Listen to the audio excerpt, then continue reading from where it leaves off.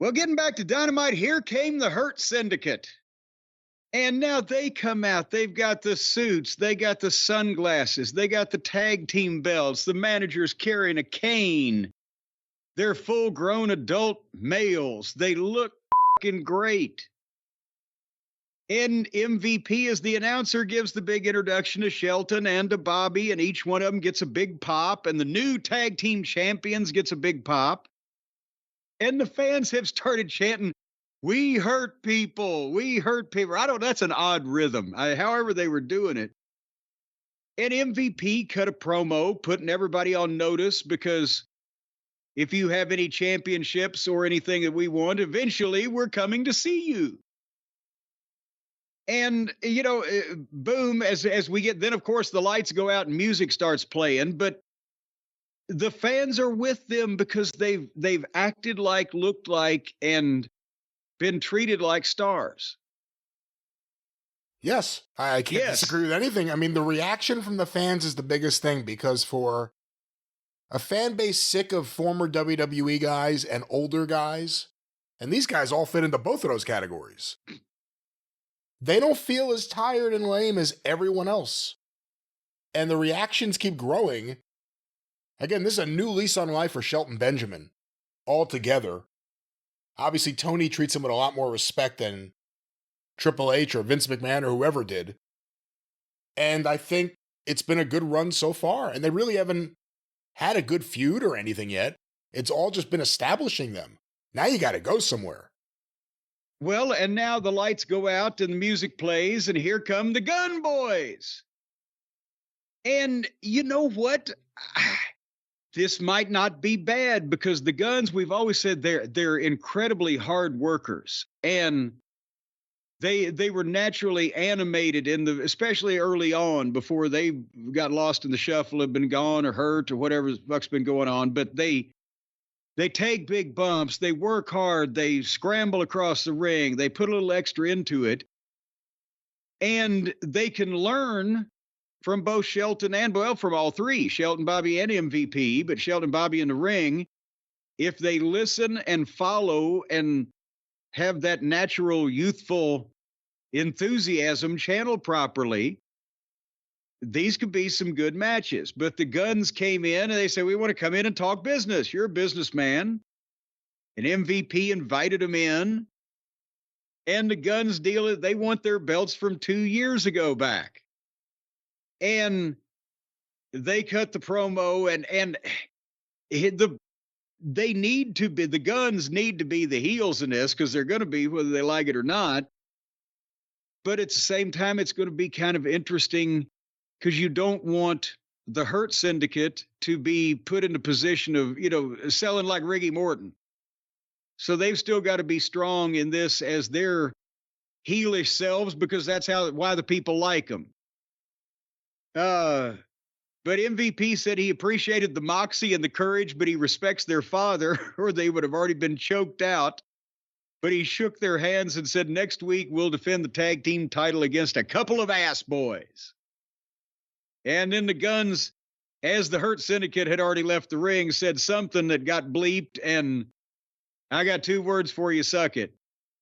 Yeah, what did they say? But I don't know, because they didn't bleep like the old days. They did the audio scramble where it just. But he said something about, possibly did he say, "You're fucking right, we're the ass boys"? I don't know. That was a good line, though. When MVP walked out after calling them the ass boys, that disrespect. Yeah. It set them up. I mean, they're set up to be baby faces. I don't know if they'll get that reaction, but they're set up for it for the first time.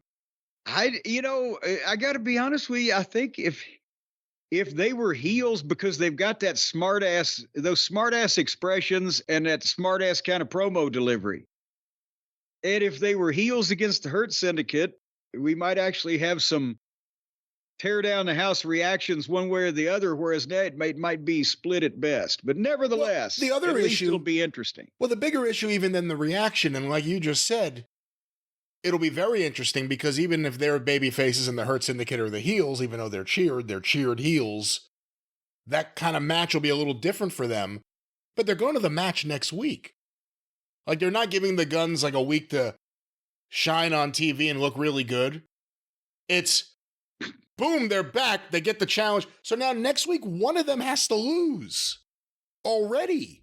Oh, well, the Guns are not going to win the belts or elsewise. And I'm not saying they should, but maybe they should not go to the match right away is my point. But yeah, well, no, I mean, I'm interested to see the match, but I don't think this is going to be a long program because obviously then they wouldn't just say, hey, we want a match, okay, and have it next week. This is something, I guess, to build, the Hurt Syndicates had their resume, but of course it's all rushed, but what are you going to do? But you need what are you going to do? You need a tag team division, and for the new freshness you're getting with the Hurt Syndicate, to have the Guns all of a sudden in there, that does liven it up. They've been gone a while. Every other tag team feels either makeshift, like two guys thrown together, or just a team that you know is not going to win. That's why I just wouldn't have gone to it next week. I would have given the Guns, even if they're not going to win the belts. I'm not saying they have to win the belts. I'm just saying they should look like a team that could beat someone before they get a chance to get killed by Shelton and Lashley. Well, that makes way too much sense. You know what they ought to have had, though? Also, they missed an opportunity here. When the Hurt Syndicate came out, they should have come through velvet ropes operated by Private Party, is now dressed as security guards. Oh, yeah, where are they? Dinner, sir. I already forgot about Private Party. Where are they now? Well, so did everybody else. They came off looking like fucking grade schoolers against these giants because they're green and nobody ever fucking developed them. Does Billy Gunn need to be in the corner of his kids to offset it? Well, no. MVP's never in the corner. MVP's on the commentary usually, right? Well, if they want to stretch this out over a few matches and they would have Billy Gunn offset MVP because he did make the mention that he respected their father, blah, blah, blah, that might be something. But I think at this point, for the same reason, I think that, well, it's too late now, but the Acclaim needed to get away from Billy Gunn. I think the Ass Boys need to get away because what's left of the fans they had when Billy and the Acclaimed were the most popular people in town, they're still going to fucking cheer for Billy Gunn more than anybody because he's out there 60 years old, looks like goddamn Apollo. And so I think they need to. Billy overshadows all these other guys. He's bigger than everybody and looks better physically than everybody. He can still work better than most of them. I'd stay away from it.